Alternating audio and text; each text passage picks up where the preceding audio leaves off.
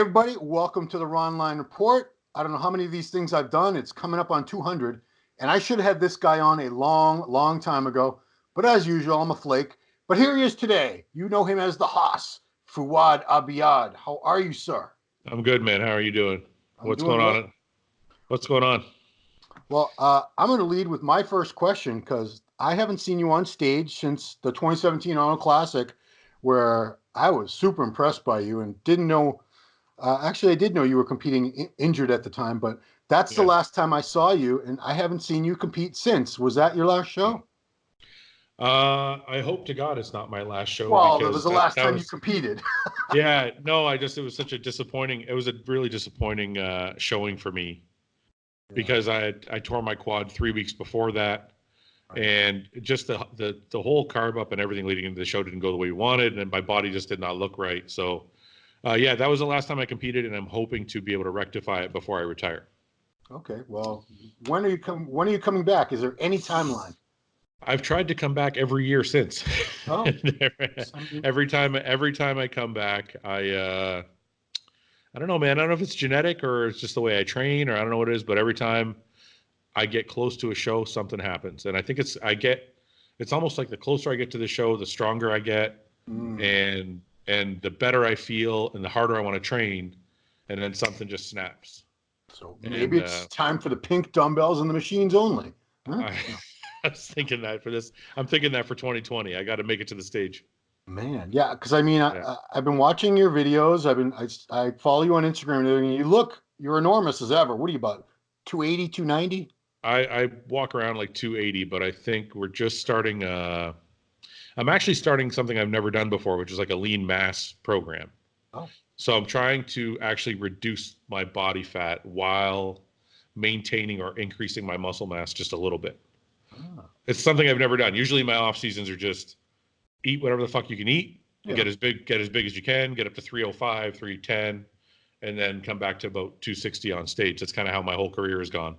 Okay. And this year, for health reasons, also for cosmetic, we're trying to bring my waist down a little bit. We're going with the lean mass, clean food, and we'll see if that changes the shape of my physique. Okay. Do you coach yourself, or do you work with somebody? Currently, I'm kind of doing my own thing. Yeah. But I worked with John Meadows for many years, and John's brilliant. I think I might want to do my own thing this year. I just kind of want to try something a little different. Okay. I mean, your videos are so informative. You cover so many different aspects of just food prep, training, drugs, everything a bodybuilder would need to know. I mean, I'm a little jealous of a YouTube channel because it's stuff that people can apply. You could watch any of your videos and come away with something you could use like right away. And that channel is Fouad Abiad, just his name, easy to find. So yeah, I could definitely see you prepping yourself, no problem.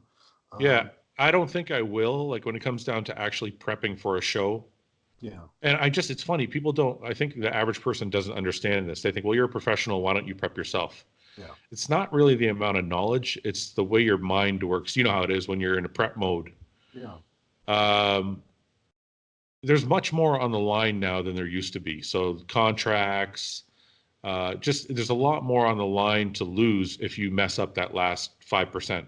Right. So I would rather have somebody experienced enough to look at me and go, you need to ease up, which is usually the problem with me. I'm usually dieting too hard or training too hard.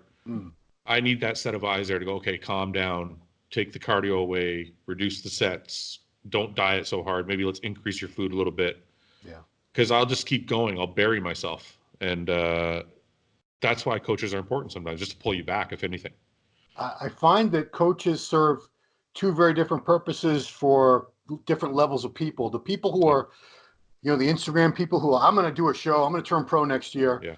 Those people don't do enough typically. They don't diet hard enough. They're saying, well, what can I take so I don't have to diet or do cardio? They're lazy. Then you get the people like you who are super driven, alphas, overachievers, and you'll do too much cardio. You'll go 0 carbs for weeks. You'll train for 3 hours at a time. You'll do too much if someone isn't there to say, dude, chill the fuck out. You're gonna be dead by the time you hit the stage. Well, for me, it's fear. I mean, people want to attach this like hardcore label to everybody. It's not hardcore, it's fear. I feel like people say, well, what drives you when you're competing? And I'm like, look, I got to get on stage in a pair of underwear in 9, 12 weeks, whatever it is. I don't want to embarrass the fuck out of myself. Mm. So it's the fear. So I'm like, okay, maybe if I reduce my rice a little bit, maybe if I do an extra 10 minutes of cardio, maybe if I do 2 more sets, and then they just add on top of each other until I burn myself right out. Right. So for me, the coach is more of a guidance than for the knowledge itself. Yeah. Cool. Now, before we get any further, and especially further away from the Olympia, I just want to get a couple quick thoughts from you. Were you at the Olympia? I was not at the Olympia. No, Did you watch? I've been home working. Okay. Did you watch the webcasts or anything or pictures? I watched the webcast. I was not that this is why you're asking me, but I was disappointed in the webcast. I felt like the camera work was bad. It was kind of like too close up. The background was black, so sometimes you couldn't see the person's physique properly. Right. And you couldn't really tell the conditioning. I couldn't tell the conditioning of the athletes until I saw the photos later. Yeah. And then to top it all off, I had Sean Ray basically shitting on every athlete that went on stage. That's his job. Yeah, no, it's not. I don't think that's his job. Well, no, shitting on no. I think that's the way he perceives his job. Mm. But I think as a legend of the sport, like if you watch Joe Rogan call a UFC fight, yeah, you don't hear him shit on the athletes that are losing. Right. You can still criticize somebody in a positive light, yeah, or constructive criticism, or however you want to call it, right, to uplift the sport of bodybuilding, because the sport of bodybuilding is a very special thing. That is, it doesn't come down to the 5% body fat difference between the 80s bodybuilders, the 90s bodybuilders, or the 2000s bodybuilders. That's not the great thing about bodybuilding. So when you have an icon like Sean Ray on a analyzing and calling a show that millions of bodybuilders are probably watching, right. Your job is not to shit on every single person that walks out. Your job is to uplift and teach. Yeah, is a different way to do it. So anyway, I don't want to go off on a tangent. No, that's but okay. There is a way to do it that's more constructive criticism, and say something that I always try to say something nice about the person before I say, but his legs suck, or that gyno was really distracting, or he looks 12 weeks out from the back. But I always say awesome biceps, great structure, this and that. Yeah, give the guy some credit for something before you rip him apart. That's what I mean, look, Sean Ray's so knowledgeable, and he was such an iconic bodybuilder for so long that he's looking at it through his eyes. Mm.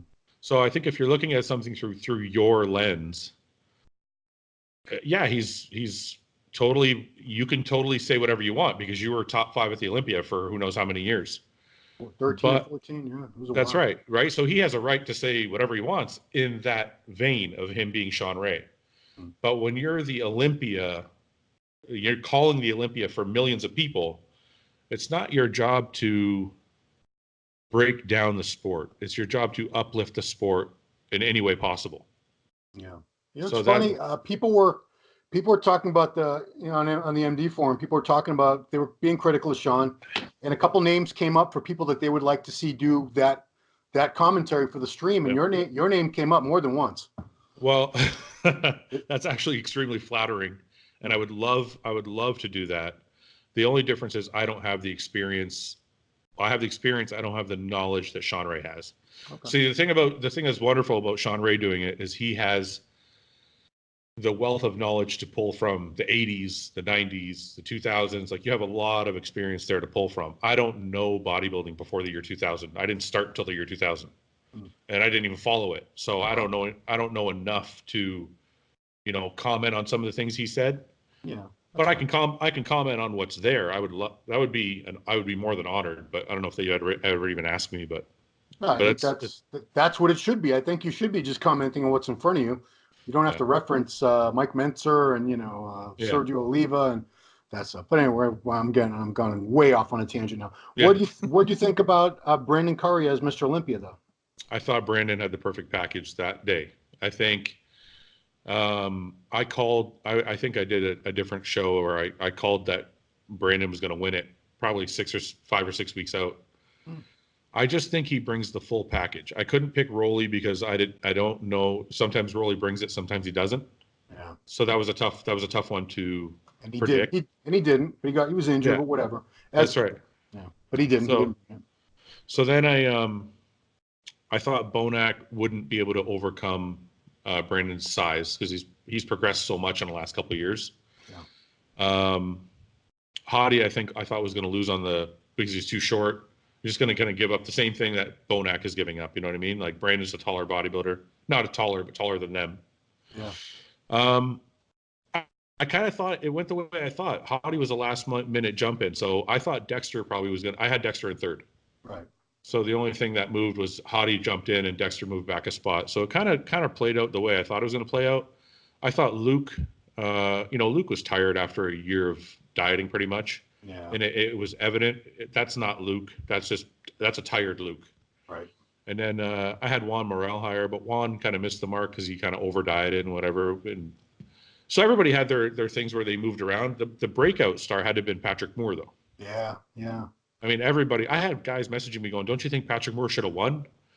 I was like, Come on, all right, okay, well, let's not get that extreme. I'm like, come on now. he's got an amazing physique and he's conditioned out of his mind, but he's still giving up like 30 or 40 pounds. Yeah, he's about 5'11". I think he told me he was like 233.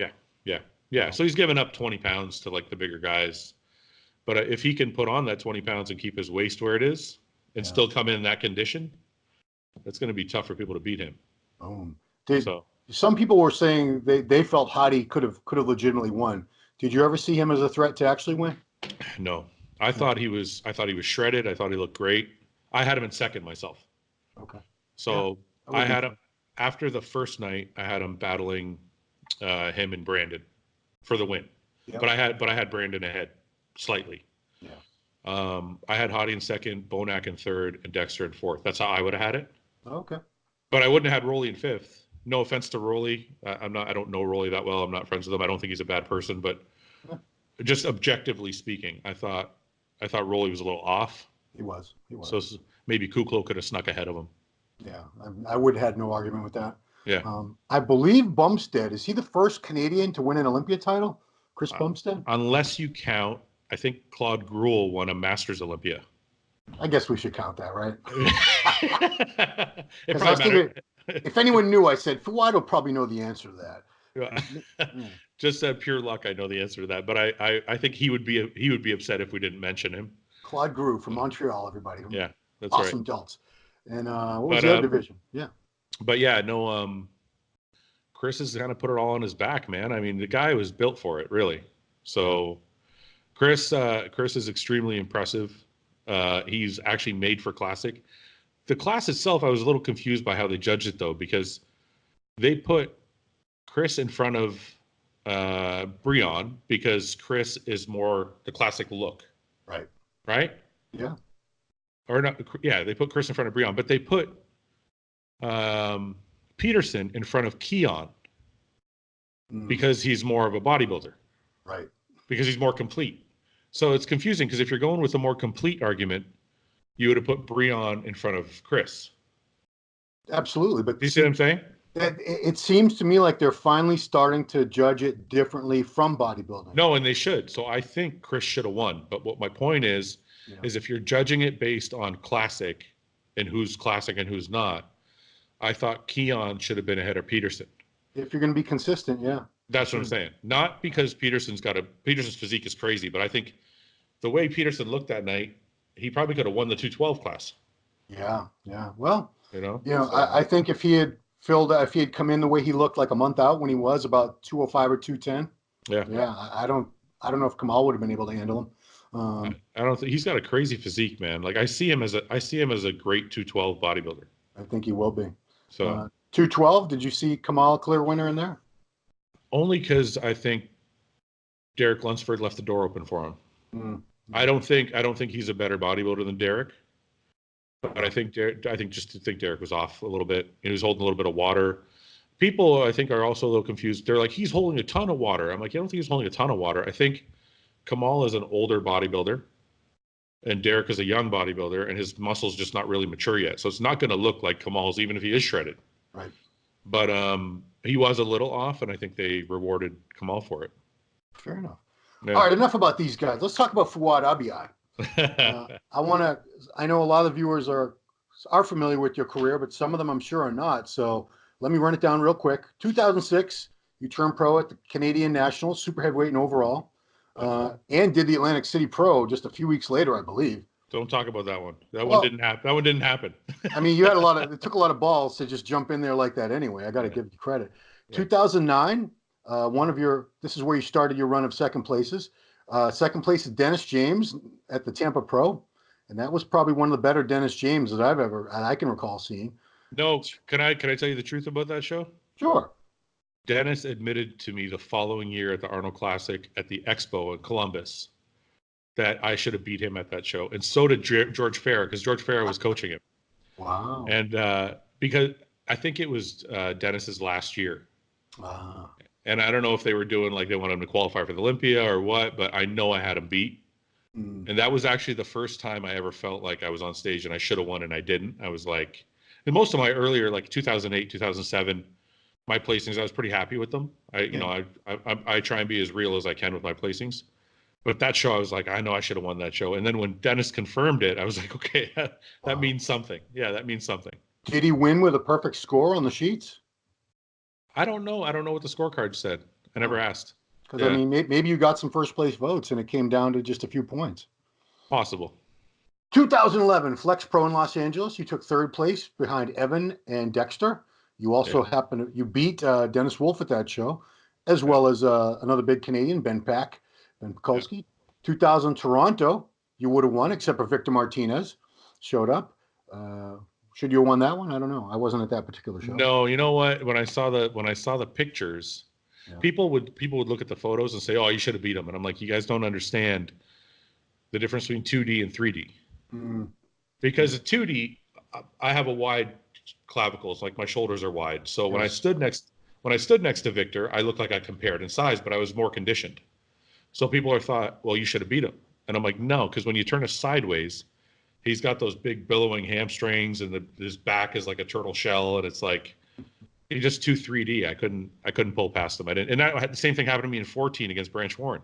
That's right. That was Europa Dallas was your next one. Yeah. There was just a little bit bigger than me. 2015, you pulled off a win at the Orlando show. Yep. 2015, you also won the Vancouver Pro. Yep. This 2015 was a great year. You took second in Tampa to Max Charles. Yep. So that was a hell of a season for you. I think I could have beat Max, except for it was my third show. And I remember the night before that show, John Meadows was like, go do a little bit of cardio just to get a little bit of the water off and move some blood around and all that. And I'm like, okay. I ended up doing like 45 minutes thinking like I'm going to really get shredded. Oh, no. Oh, no. And I woke up that was the Thursday night, I think, or Friday. It might have been the Friday night. I can't remember, but I don't think my body came back from it. It was almost like I started things going too fast. So I ended up a little flat on stage there. So. Okay. 2016 Toronto Pro, third place, and that was with a lat tear, correct? Am I right? Yeah. I tore my lat 5 or 6 weeks from that show. Oh, what were you doing when you tore it? 7-plate T-bar rows. Well, there you go. It was actually not my lat. It was my Terry's. It might have been my Terry's major. It was. Someone put up. I tried to look at Terry's major. Yeah, and it was 4 weeks out. But, you know, and 26-17 Arnold. That happened. You tore your inner quad, like around the adductor, and that was only 8 days out. You tore that. No, that was. I think it was 2 or 3 weeks. Oh, 2 or 3 weeks. So. But I couldn't train. I actually have a condition called myositis ossificans. Okay, I don't know if you know that. It's what happens if you tear a muscle in the belly of the muscle, and you keep training or keep doing cardio or anything. What happens is, and this is the way my therapist explained it to me. So whoever's a professional out there, forgive me. I guess it keeps bleeding, but your body reabsorbs the liquid, but the iron deposit stays there, or calcium deposit. So you end up with bone formation. So in the middle of my right quad, I actually have like a 4-inch bone formation. What? Yeah. Look it up. Look it up. You grew an extra bone. I'm telling you, look it up. Oh, It's called God. myositis ossificans. It's crazy. I never heard of it until it happened to me. I'm like, this is nuts. I mean, can they So take that out, or is that fine to leave in there? the doctor, I went through a whole bunch of different therapies to try and remove it, mainly laser therapy, Yeah. because they said it would break up the bone tissue. Right. But didn't work. And they're like, look, the only thing we can do is surgery, but you're probably going to cut into healthy muscle tissue Mm, trying to remove it. So you're better off just leaving it. right. They're like, can you squat? I'm like, yeah. They're like, then just leave it because you can't see it. So I'm like, okay, just leave it there. Wow. So So yeah, is everything fine? Leg training, everything's, this is over 2 years ago. So I assume yeah. I everything's mean, chill now. my last prep, before I tore my tricep, I was stronger than I've ever been before. I was, Wait, and when did you tore your tricep too? What the that's hell? I think you might what have I been. said. What are you, Branch Warren? What's going on here? That's what I said. I don't know if it's genetic or it's the way I train, but no, I was getting ready for Toronto last year. Uh-huh. 2018 was just a write-off for me. I just didn't have it to get on stage. I wasn't mentally there. But last year I was getting ready for Toronto, or this past May. You would have been in the 2019 Toronto Pro. Yeah. So I was 4 weeks out. I'm squatting like 405 for like 16, 17, 18 reps, like every week. I'm dumbbell pressing the 150s. I'm doing 405 for 10 reps. Like I felt like my younger self. Yeah. And so, yeah, my strength is like through the roof and everything was fine. So squatting was okay with this whole thing. But around 4 weeks out, I was bench pressing and I tore my tricep off the bone. Wow. It's the first tear I've had where I had to get surgery. So they had to Wow. reattach it. Yeah. Yeah. They drilled a few holes in the forearm bone and they pulled the tendon through. They tied the tendon and pulled it through. Yeah, I got one of those. Oh, do you really? Yeah, I tore mine. Yeah. But It sucks. Did it ever I come mean, back the same? that was my shitty tricep anyway, so I guess it didn't even matter. I always hit everything from the other side. But yeah, it See, came back to just as shitty as it was before. But yeah, I mean, is yours back to normal? Is everything cool? no, it's only been 16 weeks. So functionally, I'm bench pressing like 2 plates again now. Okay. I'm up to 2 plates, but the size is where, see, unlike you, it was my good arm and the one I Mhm. used to hit all my shots. Ah. So now I just have two shitty arms. So Well, I mean, 16 weeks, you've only been able to, you're not yeah, even halfway into the rehab process, really. yeah, that's what the doctor said. The doctor said it's like 9 to 12 months before you could actually see what it's going to look like. Right. So, So I'm working on it. I don't want the Haas fans out there jumping off a cliff. I mean, come on. There's still hope, guys. They've actually been extremely supportive, believe it or not. People are like, the fact that I have not competed in 3 years, I still try and stay active and interactive with everybody on my channels and stuff. And people are almost more supportive now than they were when I was competing. Well, you're putting out a lot. You're certainly a lot more involved. You put out a ton more content now than when you're competing. And probably if you were constantly competing, you wouldn't be able to put out all this stuff. You wouldn't have the No, time or the no, energy. no. I tell my wife all the time, I said, I think tearing my tricep was almost a blessing because it forced me, because I couldn't do anything really. Like I was going to the gym and I would train chest with one arm and shit, but I got off all my gear and I kind of was eating, but I was only eating like 3 or 4 meals a day some days. And so I was kind of forced to figure out what else I was going to do with myself. Right. So I'm like, you know what? I watch Joe Rogan's podcast like religiously. Yeah. I was like, I think I want to try that. Hmm. So I was like, one of my friends said, just get a camera and a mic, and it's probably going to sound and look like shit, but just but just start doing it and see what happens. And I did, and it's gone okay, pretty good so far. It's Yeah. been fun. I mean, it's people love it. We have a podcast, MD Global Muscle Radio, Yep. and Yep. they'll mention, of course, other podcasts that they like. Yeah. Yours always comes up. People say Yeah. Fouad's got a great podcast. Yeah. The feedback has been great, and I've been like really happy that it was something I got into. So who knows how long it'll keep going for, but I How don't know. many episodes you have now? I just filmed 22 yesterday Okay. So when did you start it? When was the first one done? after I tore my tricep. So it's been like, it's been about 3 months now. Oh, okay. So Yeah. you're averaging one a week, or I was doing two, and then I'm like, this is too much. I can't do two. There's not enough bodybuilders to go through. I'm like, I'm gonna run out of people to talk to in like 3 months. Mhm. So then I brought Luke on board actually halfway through. So me and Luke do one Oh every wow. week. It's like a bullshit one. We don't talk about anything important. And then I have a second one that I do in the week, and that's the one where I'll bring on a different guest and talk to him about different things. And I enjoy it because I feel like it shows a different side of bodybuilders. Because I come on and most shows are about bodybuilding itself, Mm. and I try and talk to people about like their life and what's going on in their life and their kids and their families and shit. And I just give people a different view of who we are instead of just the carbs and the protein and all that stuff all the time. You know what I mean? Yeah, I mean, Luke does that one over in the UK called the Size Game, Yeah. and he says most of the time they're not bodybuilding's like barely in the conversation.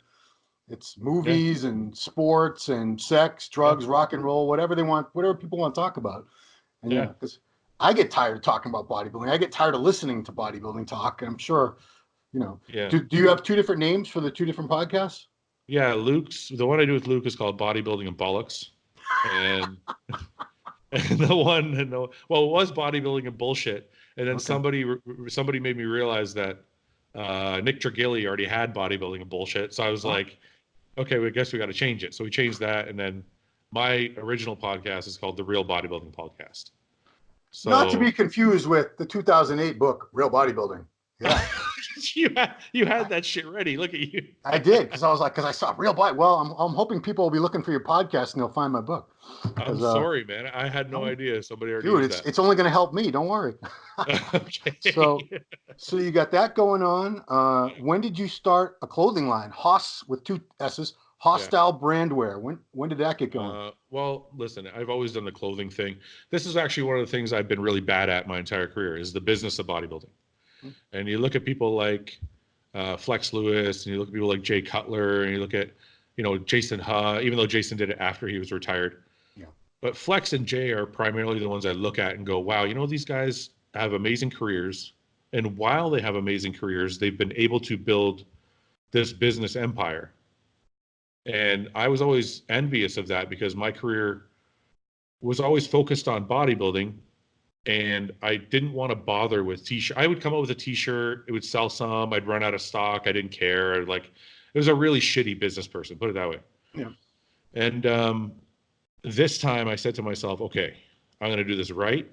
And I want to do it properly. And at the same time, almost I started the podcast, maybe a few months earlier, I came up with a line of shirts and I just started trying to reorder. I still run out of stock, but at least I'm like reordering and like trying to keep people interested and coming up with new designs and things. And then from there, I decided I wanted to make my own supplement brand. So this is all kind of stuff that it's new to me. But what's weird is Hostile Supplements. Yes. hostile supplements with two S's. That's right.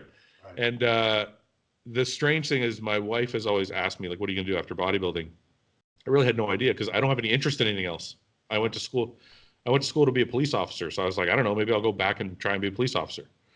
And then I'm like, maybe they're going to ask me about steroids and then I won't get hired anyway. So, Well, so I was like, I think they stop. I think you have to be like in the U.S. There's like an age cap. I don't know if there is oh, up in Canada. I don't know if there's an age cap, but there's a lot of things in my history that might have stopped me anyway. So Sure. I was like, I don't know. What am I going to do real estate? I had no interest in anything. And Coaching. Everyone's a I freaking coach. I hate coaching. I'm sorry, everybody out there. I Oh. hate coaching you guys. I feel like, listen, I'm a shitty coach because I expect the other person on the other end of the coaching, the other end of the email is going to be like me. Yes. And a lot of times that doesn't happen. Most of the time that doesn't happen. Most of the time it's a new person that doesn't know what's going on and they don't understand the level of work they have to put in. And I'm not very patient. So I don't have the right mentality for coaching. Right. But I find that I do like helping people though. So I can get more out of putting a YouTube video out with some information. I can help 20,000, 30,000, 40,000 people all in one shot. Right. Instead of helping this one person and not doing it properly. Right. You know what I mean? So, but Plus, you don't have to deal with if your video goes out there, people can use the info or not. But when you're Yeah. coaching somebody and they're bugging you for cheat meals all the time and they're not even that lean, yeah, and they're saying, I'm too tired. Do I still have to do cardio tomorrow morning? I'm with you, man. It's people, they get on my nerves so fast. honestly, For me, it was I would start losing sleep at night if the person wasn't making progress. Right. And sometimes it would be my fault, and sometimes it would be because they were fucking cheating and I didn't know about it. Until later, they would fess up later on and tell me. But anyway, I'm at a point. The point is, I'm at a point now where actually this is the first time I found something I enjoy as much as I enjoyed bodybuilding when I started. Is I really enjoy the business of it now and trying to figure out how to make that work with my bodybuilding career, whatever's left of it.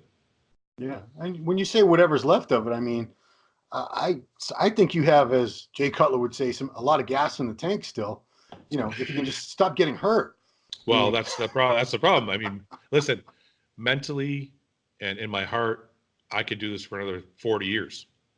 But you have to come to a realization at some point of what your body can still do. So next year is the final like chapter where I see if I still got it or if I've just been through too many injuries. So I'm going to try and get ready for a spring show. And if it looks like my body's just torn up everywhere and I'm the guy on stage that ends up in 15th because he's shredded, but he looks like shit. Yeah. That's going to be it for me. But if I can put it all back together and things look good and I do well, then I'll just keep going. And that's going to be the measuring stick. So here's a question for you, because there's so many guys in this situation I've talked to, they keep getting hurt and they're incredibly strong guys like you are. Yeah. Do you really feel, and especially I want to ask you this because I know you're very intelligent, you know all about training and drugs, supplements, food. Do you think you need to train that way to look the way you want to look? Or could you back off on the poundage and still look pretty damn good? I have this debate with a lot of different people, and I have a couple different theories on it. The main theory, and I say theory because I'm very uncertain about it. I don't, nobody's been able to give me an answer, but my theory is the way you built your physique was the way you always have to train if you want it to look its best. So like if you took someone like Dorian Yates, let's say you took someone like Dorian Yates in 95. Yeah. And said, hey, you know what? You might get hurt again. You better chill out. Why don't you train like more with machines and not this HIT shit. Just train with more volume and less failure. Yeah. Do you think he would still look the same in 96 and 97? I don't know, because that's what I'm saying. I've had this debate with a ton of people. Like Phil, everyone likes to point to Phil Heath because he doesn't deadlift 800 pounds. He didn't barbell row 500 pounds. But wait a minute. But Phil built his physique that way. I don't know if he did. I don't think Phil was never a power. Like, I've never seen any videos of Phil doing anything insane. Well, yeah, but I mean, that's what I'm saying. He never did train like Ronnie Coleman or Dorian Yates. But that's my point. He built his physique training like Phil. He didn't train like Ronnie and then all of a sudden switch to train like Dexter. You see what I'm saying? Like Dexter always trained like Dexter, high intensity, not Dorian's high intensity, but he has a lot of intensity in the gym. But it's not like crazy poundages and shit. You know what I mean? Like if you took Branch Warren and made him train like Dexter, what would happen? I'm curious. I want to know. I want to know because he trained that way. Branch, Ronnie, they all trained that way, and they were super strong, and they did all the basic free weight movements, and they built all that thick, dense mass. I want to know. I'd like to see somebody actually prove this or disprove it. Could you take that physique, switch to a different method, half machines, half free weights, still keep the intensity high, but now you're not stressing the joints anywhere and the connective tissues the way you were before? I want to know if the physique would still look the same or at least close to it. Or, by the other side of the coin that you're talking about is, would Dorian have looked a lot smaller and softer if he changed the way he's training? Would Ronnie, would Branch? Yeah. My thing is this. I think you can change. Okay, last year, for example, I was looking pretty good, and before I started going really heavy, I was starting to look pretty good. I think you can change certain aspects. Like maybe you don't have to go to failure on as many sets, or maybe you don't have to be like in a 4 to 6 rep range. Maybe you could stop in the 6 to 8. There's certain things you can change, but I don't know yet if you can change completely because my training is not completely, but has decreased in the intensity from when I was in my 20s or early 30s. Yeah. And I still have been able to maintain a lot of muscle. But this year we'll be able to prove our little debate, because this year I'm going to try training in a different style so that I don't get hurt before I get on stage again. Yeah. But if I get on stage and I look like shit, it's your fault. I don't think you're going to look like shit, though. I really don't. I mean, I don't know. I just have always had this theory because And I think it's because I tried it on myself for a little while. I tried switching to like mostly machines and like not going to failure. I just felt like my body didn't have the same roundness to it. Yeah, I So mean, I just don't know if it's a symptom of your muscle was built this way, so this is the way it has to work all the time, which sounds mm, really like bro science, but I well, can't I can't point to anybody who's changed from one style to another and still been able, because okay, if you look at John Meadows, right? yeah, John Meadows is known for insane poundages and insane workouts. But then once he started changing his philosophy to not so much failure, a little bit lighter, he still looks amazing, but he's smaller. mm. Yeah. John's going to be here this weekend in Boston, by the way. Oh, okay. I'll be stalking him. He's coming to my gym. But Ask him what he thinks about it. Probably the most oh, knowledgeable guy I know. I definitely will. Yeah, he is Yeah, fun to talk to. yeah, But I can give one example where I think I've proved your theory is correct. Unfortunately, because I wish it wasn't. But my shoulders were never like yours. But I used to have bigger, rounder shoulders, and I used to yeah, press very heavy free weights. I could do 120s any day of the week if I was yeah, super strong. I could do 130s, 140s with it. Anyway, I can't do yeah. that anymore. I need a shoulder replacement. There's arthritis. His cartilage is gone. And everyone says, well, you can still maintain the mass with a bunch of laterals and machines. And trust No, me, you I do can't. all that, and they're not what they Yeah. used to be. So, Well, the reason I'm shaking my head is I'm in the same boat. mm, I used to be able to, like a strong presser too. 3 plates on the. I was usually on the Smith machine, but yeah, three, four plates in my heyday. yeah, Now I'm like 2 plates, and I see the difference. My shoulders don't have the same cap they used to have. yeah, So I don't. People can say things like, "Well, the muscle doesn't know the difference," and blah blah blah. But proof's in the pudding, man. The guys who train like animals are the guys who look crazy. Point to somebody better than Ronnie Coleman, Dorian Yates, Branch Warren. Like these guys are built, they're monsters. yeah. And it's done with heavy weight and failure training. And yeah, people do say that all the time. Muscle doesn't know how much weight it's lifting. Yeah, it does. I think it kind of does, It does. or else it wouldn't shrink, would it? Mm. It does. It does. I'm telling you. You can't go in the gym. I can go in the gym and grab two 20-pound dumbbells and get a crazy pump in my biceps, but you're not going to get that feeling the next. Okay, I'll give you a perfect example. Yeah. Legs. Let's take your quads, right? Yep. And I don't know what these terms are, so I'm sure some scientist out there is going to correct me, but if I go in the gym and I do a light leg workout with a lot of volume, I can blow up my quads and I can even make them painful. But there's two things that happen. The pain goes away a lot faster, like I'll be fine like 2 days later. Yeah. And I don't get that really swollen feeling the second day. Mm. If I train really heavy with a lot of volume, Yeah. the next day after a quad day, my legs are still really full. Mm. So I don't know if that has anything to do with growth. I feel like it does, Mm. but I don't have that full feeling if I trained light with high volume. Well, I mean, I think if you look at a lot of bodybuilders in their 40s and beyond, that they lose their legs. Yeah. I don't think it's sarcopenia or it's anything like that. I think it's for the most part because they don't squat heavy anymore because their backs are jacked up, their knees, their hips, whatever, and Yeah. they just can't. Like you said, if you built your legs up with 500-pound squats, Yeah.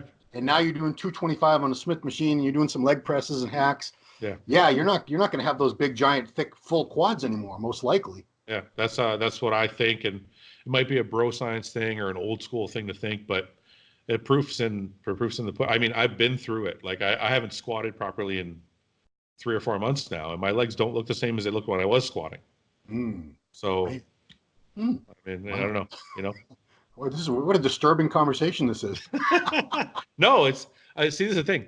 I see it as a challenge because I'm like, okay, well, it's two challenges. One, I want to get healthy enough to start squatting again, but second, it's like, okay, how heavy can I go on the other stuff? Right. Like yesterday, I did 7-plate machine squats. Now, machine squat's not a regular squat, but I'm like, I'm still using heavy weight. So is that going to mean I still have the fullness? Yeah. You know what I mean? Well, I guess you'll find out, right? That's right. We'll see. But man, so what are some things that you see? You've been around bodybuilding now for a while. What are some trends you see like right now that bother you that you wish would be reversed, as far as like the newer competitors or these young whippersnappers? Because I'm an old grouchy guy and I could bitch about the kids all day. I don't like to bitch about, people. There's so many people from like our generation bitch about See, I think I have the benefit of still being part of the newer generation. Mm. Like I walk around I walk around the gym with my phone. Now I'm not sitting there texting, but I got to get a story for Instagram, or I got to get a video for Instagram, or it's part of who we are now, right? Like Yeah. it's part of what the sport is now. And I don't know. The only thing that bugs me about bodybuilding, I'll tell you this, the only thing I would bitch about Yeah. is that it's become watered down so that there's like the inner circle of bodybuilding that still understands the beauty of bodybuilding, which is it's painful, it hurts, it sucks, but you wake up and you feel a reward because you're seeing differences in your body. And that's what bodybuilding at its root is. Mm. And then there's this outer circle that's like, how many fans can I get? How many Instagram likes can I get? How many can I get a kind of contract with this company? Even if I don't get paid, I just want to get their stuff for free and say I have a contract. Or there's this periphery of bodybuilding that's they don't even know what the fuck bodybuilding is. They're just like, I like to be part of something, and I like that people know me and they like my pictures, but they don't even fucking get it. You Is know, what about I'm not, I don't want to bitch about, I have kids that are in their 20s, so I'm not going to yeah. put the whole generation down, but a lot of these, it seems like a lot of people the young people getting into the sport now have this idea that they're all entitled to pro cards. Oh, that's okay with me. That's okay. It That's doesn't okay. bother. You know why it doesn't bother me? Because this is why it doesn't bother me. People are always bitch. Oh, that second place guy got a pro card and that third place guy got a pro card. I don't give a fuck. You know why I don't give a fuck? Because the reality is going to hit them really quickly. Mm. You see what I'm saying? Like, Yeah. and this is what I'll tell you this. I won my class in the 2004 Canadian Nationals, the heavyweight class. Yep. I didn't get my pro card. They actually gave a pro card to the overall winner and the second place super heavyweight. Wow. Yeah. I'm like, that guy wasn't even in the fucking overall lineup. How did he get a pro card? It wasn't Ron Partlow, was it? No, No. no, it wasn't Ron He was, Parlow. because he was second place many times. No, it wasn't Ron Parlow. It was Mike Asadou, actually, Oh, wow. which at the time bothered me, but it didn't bother me because he was a better bodybuilder than I was. But my point is, after like later on when I got my pro card, I realized had I turned pro in 2004, I would have just been getting crushed by every fucking person for 3 or 4 more years until I'd grown into real pro status. Yeah. So I don't care. Like bikini, I'm not going to talk about bikini because they don't have to build like a lot of muscle. They can build enough in like a year or two. But If like, that. If let's that. say an open bodybuilder gets a pro card easily. I don't care because he's going to eventually step on stage with the guys who belong there, and he's going to find out really quickly where he belongs. Or he's going to realize I'm a pro now, and he's going to rise to the occasion because otherwise he's going to get his ass kicked. Yeah. So I don't. The bodybuilding the thing I love about bodybuilding is it's a fucking real sport. Not well, I don't want to say sport, but there's a lot of reality to it. You're going to find out really quickly if you suck or you don't suck. That's right. So Yeah. it's like, so it doesn't bother me. I don't care. Get a pro card. It doesn't mean anything. It doesn't mean anything. That's pretty much the same exact way that Jose put it, Jose Raymond. Yeah. Because I was complaining to him. I said, "Oh my God, look at all these there's like thousands of pros now. This is ridiculous." He goes, "Most of them will never do shit. Most of them will never, if they'll never compete, or most of these people, if they compete because they're not good enough, they'll get third call out and they're gonna realize, wow, I really don't belong with these people. I'm never gonna beat the people that were in the first call out. That's right. I don't have genetics, or I'm not gonna do what it takes to improve to that level. So you're right. The cream rises to the top, and everyone else gets weeded out. So that's what I love. That's what I love about it is it's so real that the best guys rise to the top, and if you're not one of the best guys, you have two options. You're going to work your ass off to get there somehow, or you're just going to walk away. Yeah. So it's just a real sport. It's a real endeavor. You're going to have to you either make it or you don't. That's all there is to it. There's no way around it.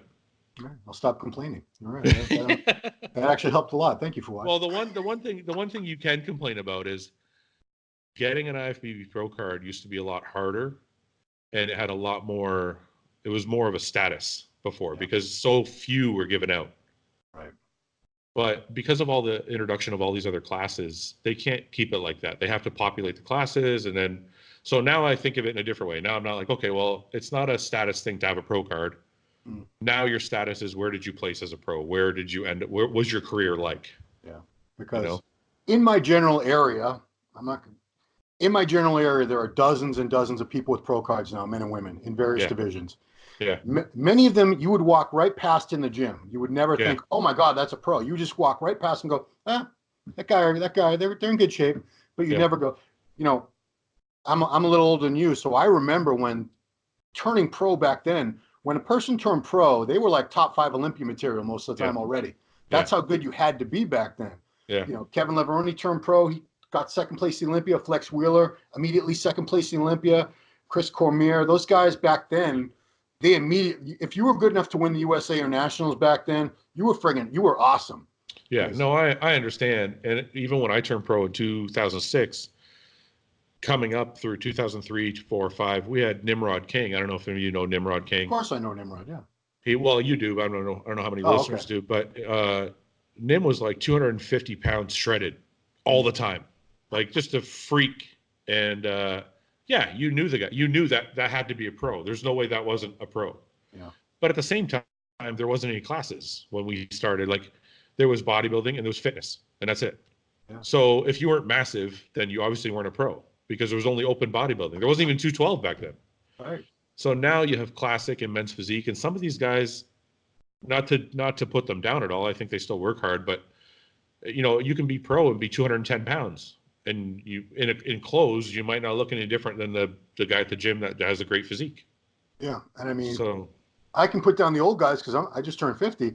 There are guys winning Masters pro cards in like divisions like Classic. yeah, Some of them show up and they really lucked out. Just put it that yeah, way. They yeah, lucked yeah, out. There must have been nobody good in their class yeah, yeah, with a classic look. I mean, these guys winning Classic with big wide waists and they're yeah. missing legs and it's just horrific. But like you But said, the beauty of that is that guy will go to his first pro show thinking he's great, and he'll walk away with a reality check. Everybody gets a reality check. I was that guy. yeah, When I turned pro, I was a huge asshole. You know, listen, 'cause you know what happens? This is what happens. I don't know if this happens in the States, but in yeah, Canada, if you're at the top of the amateur ranks for a little while, you get known by everybody in the amateur ranks. mm, So everybody in the amateur ranks knows who you are, and you get this like swelled head feeling where you feel like you're someone special. yeah, So I had this fucking cocky, I'm Mr. fucking Fouad. And as soon as I did my first pro show and I got 15th place, I was like, oh, fuck. yeah, This is a whole other level. And it's not Canada and the amateurs anymore. It's the whole world. mm, And nobody gives a shit who I am. And you get that reality check really fast. yeah. So that's what I love about it, man. You can't fake it. Yeah. That's how it used to be in the US back when there was very few pro cards given out. Yeah. I used to know all the top amateurs. In fact, back in those days, top amateurs were in many cases as popular as the pros. Yeah. They had followings, and this is before social media. Yep. But you know, we had guys like Matt Mendenhall, Rory Liedelmeyer, Edgar Fletcher, guys who are just they would destroy 90% of the people turning pro today. They would Yeah. just destroy them. But now there's so many opportunities, so many shows giving out pro cards that there's not even time to build any big name amateurs anymore. If Yeah. anyone's any good, they turn pro right away. Yeah. And Yeah. if not, you know, they'll still get all their following on social media, whatever. But I have a yeah, question. I have a question for you. So sure.